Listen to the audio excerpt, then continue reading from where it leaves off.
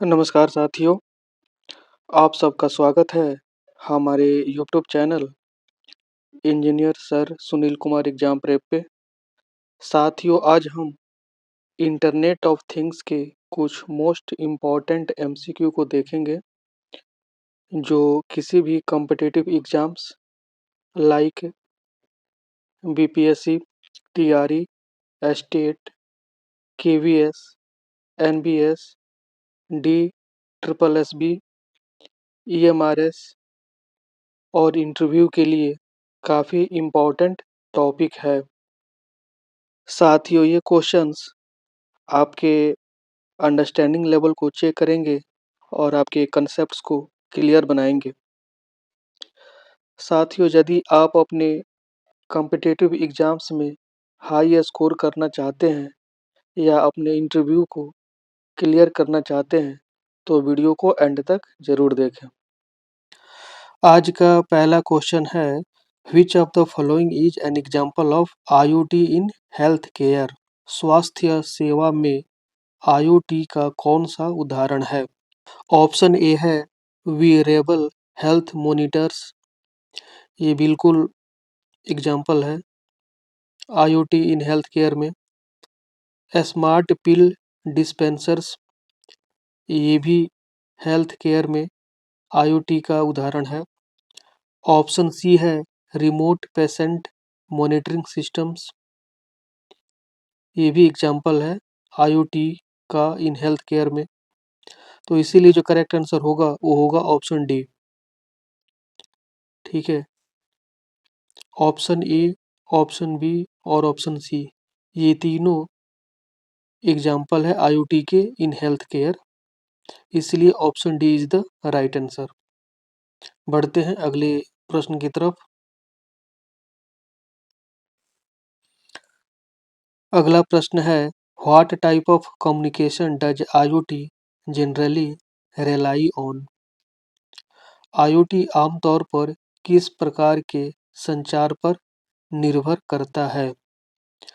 Option A है machine to human M2H, option B है machine to machine M2M, option C है human to human H2H, option D है more than one of the above और option E है none of the above. तो जो correct answer होगा वो होगा option B, machine to machine M2M। Option B is the right answer. बढ़ जाते हैं अगले प्रश्न की तरफ। अगला प्रश्न है, what is the purpose of IPv6 in IoT? IoT में IPv6 का उद्देश्य क्या है? ऑप्शन ए है to enhance network speed, option B है to provide a large number of unique IP addresses, option C है to improve device security, option D है more than one of the above और option E है none of the above. तो जो correct answer होगा वो होगा option B, to provide a large number of unique IP addresses. Option B is the right answer. अगला प्रश्न है, which of the following is a key feature of IoT? IoT की मुख्य विशेषता निम्नलिखित में से कौन सी है? ऑप्शन ए है रियल टाइम डेटा कलेक्शन, तो ये बिल्कुल सही है। ऑप्शन बी है ऑटोमेशन, ये भी की फीचर है IoT के। ऑप्शन सी है डिवाइस इंटर कनेक्टिविटी, ये भी की फीचर है IoT के। तो ऑप्शन ए, ऑप्शन बी और ऑप्शन सी तीनों की फीचर है IoT के। तो इसलिए जो करेक्ट आंसर होगा वो होगा ऑप्शन डी।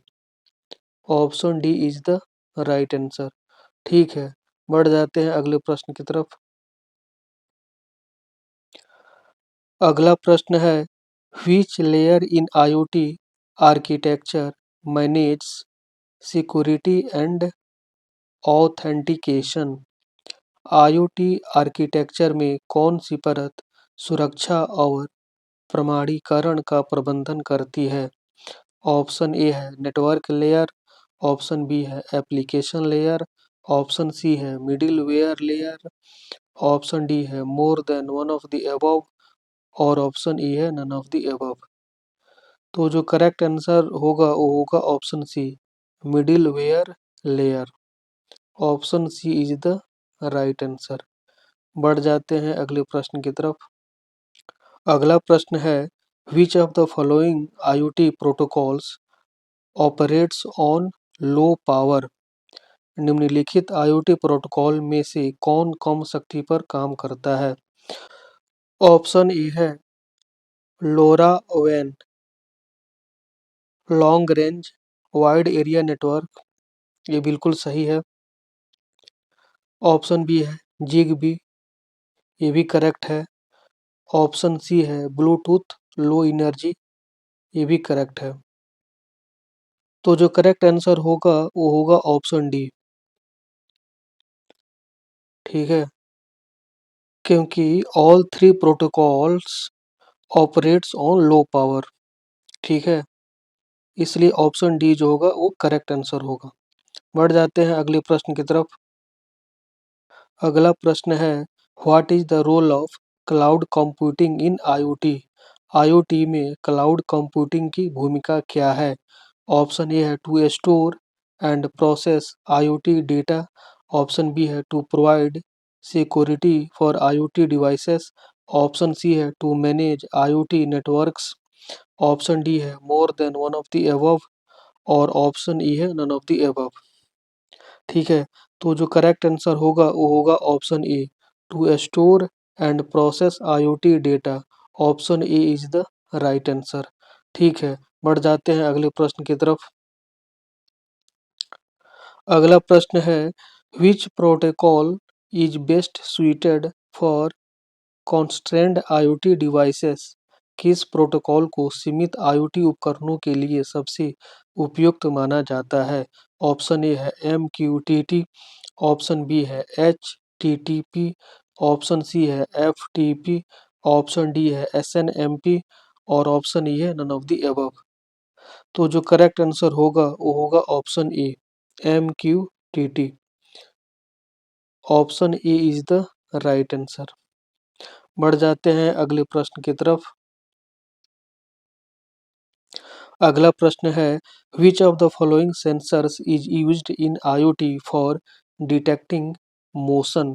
आईओटी में गति का पता लगाने के लिए निम्नलिखित में से किस सेंसर का उपयोग किया जाता है। ऑप्शन ए है PIR सेंसर, ऑप्शन बी है गायरोस्कोप, ऑप्शन सी है एक्सेलेरोमीटर, ऑप्शन डी है more than one of the above और ऑप्शन ई है नन ऑफ द अबव। तो जो करेक्ट आंसर होगा वो होगा option D more than one of the above. क्योंकि आईओटी में गति का पता लगाने के लिए PIR सेंसर, गायरोस्कोप और एक्सेलेरोमीटर, ये तीनों सेंसर्स जो हैं यूज किए जाते हैं फॉर डिटेक्टिंग मोशंस। ठीक है, गति का पता लगाने के लिए ये तीनों सेंसर्स उपयोग किए जाते हैं। इसलिए option D more than one of the above, option D जो होगा राइट आंसर होगा। अगला प्रश्न है what is the function of a smart grid in IoT. IoT में स्मार्ट ग्रिड का कार्य क्या है। ऑप्शन ए है to manage energy distribution efficiently, option B है to monitor household devices, option C है to connect renewable energy sources, option D है more than one of the above और option E है none of the above. तो जो correct answer होगा वो होगा option A to manage energy distribution efficiently. Option A is the right answer. ठीक है, तो साथियों यहाँ पे आज का सेशन समाप्त होता है। साथियों आज के सेशन में हमने इंटरनेट ऑफ थिंग्स के कुछ मोस्ट इम्पॉर्टेंट MCQ को देखा। साथियों, आप भी इन क्वेश्चंस की प्रैक्टिस कीजिए और अपने डाउट्स को क्लियर कीजिए। साथियों, यदि आपके पास कोई डाउट हो या क्वेरी हो तो नीचे कमेंट बॉक्स में ज़रूर लिखें। साथियों, यदि आज का सेशन आपको अच्छा लगा हो तो वीडियो को लाइक करें, अपने दोस्तों के साथ शेयर करें और बेल आइकन को दबा के चैनल को सब्सक्राइब करें ताकि इसी तरह की हर एजुकेशनल वीडियो की अपडेट की नोटिफिकेशन आपको सही टाइम पे मिल सके। मिलते हैं अगले सेशन में एक नए टॉपिक के साथ। तब तक keep learning and keep growing. धन्यवाद।